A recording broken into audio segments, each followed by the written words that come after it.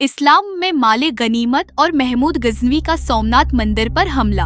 एक शरीफ व तारीखी वजाहत देखो। सबसे पहले यह बात समझ लो कि इस्लाम दीनी फितरत है जो न सिर्फ एक मुकम्मल निज़ाम हयात फराहम करता है बल्कि हर पहलू में वाज़ह रहनुमाई भी देता है।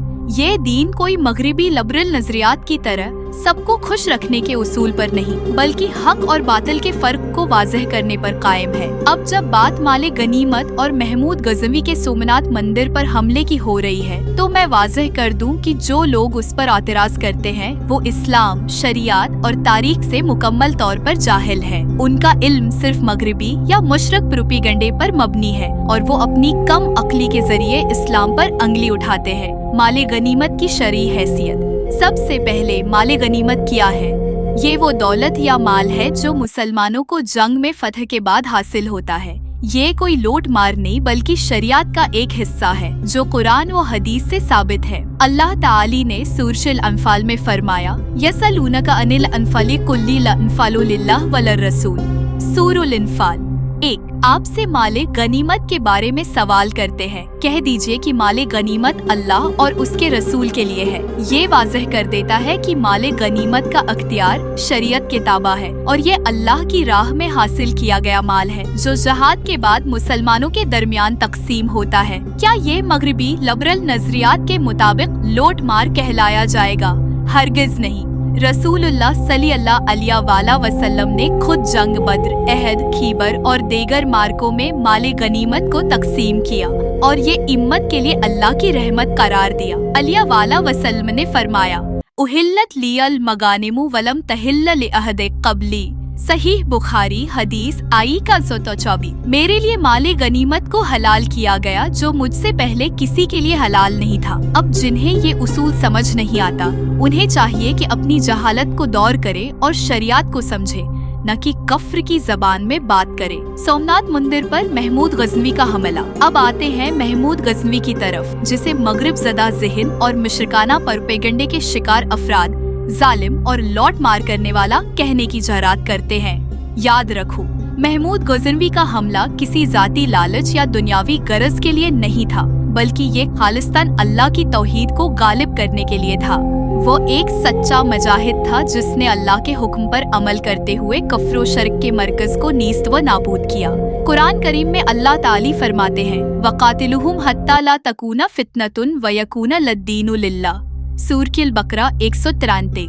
और उनसे किताल करो यहाँ तक कि फितना खत्म हो जाए और दीन सिर्फ अल्लाह का हो जाए। सोमनाथ का मंदिर क्या था?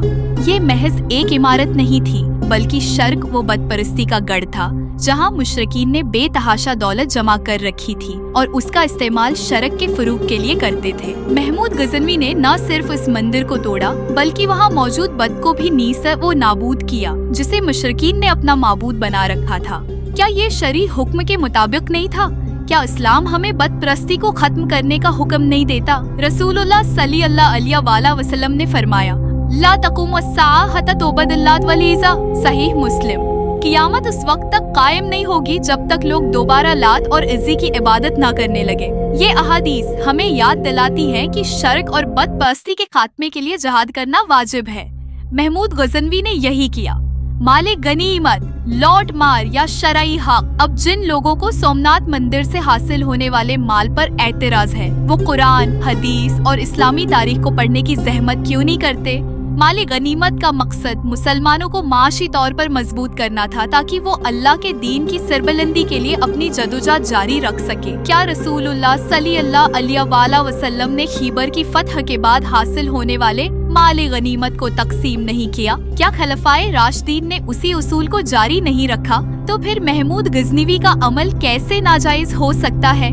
सूरह हशर में अल्लाह ताली फरमाते हैं, ममा अफा अल्लाहु अला रसूलिही मिन अहलिल कुरा फलिल्लाहि वलिर रसूल। सूरह हशर 7। जो माल अल्लाह ने अपने रसूल को दिहात वालों से अता किया वो अल्लाह और उसके रसूल के लिए है।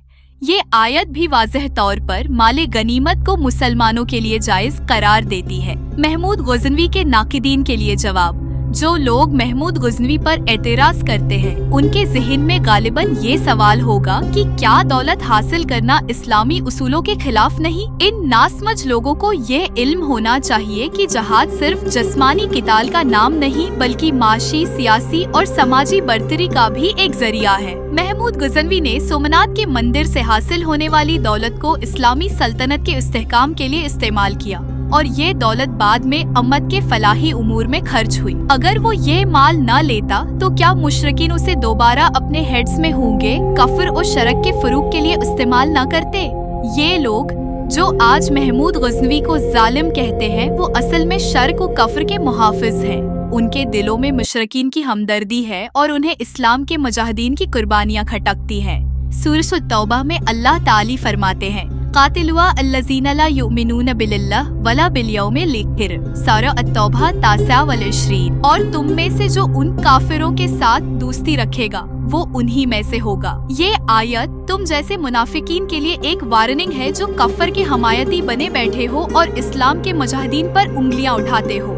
महमूद गजनवी जैसे मुजाहिद का दिफा करना उम्मत की जिम्मेदारी है, क्योंकि उसने न सिर्फ कुफार के कलाए गिराए बल्कि इस्लाम की सरबलंदी के लिए अपनी पूरी जिंदगी वक्फ की। जो लोग उस पर एतराज करते हैं वो शर्क और कुफ्र के करीब हैं और उनका ईमान खतरे में है। क्या सोमनाथ पर हमला गैर इंसानी था? तुम जैसे जाहल लोग जो ये सवाल उठाते हो कि क्या सोमनाथ मंदिर पर हमला गैर इंसानी और जालमाना था, सुनो, इस्लाम हमें कफ्र और शरिक को बर्दाश्त करने का हुक्म नहीं देता।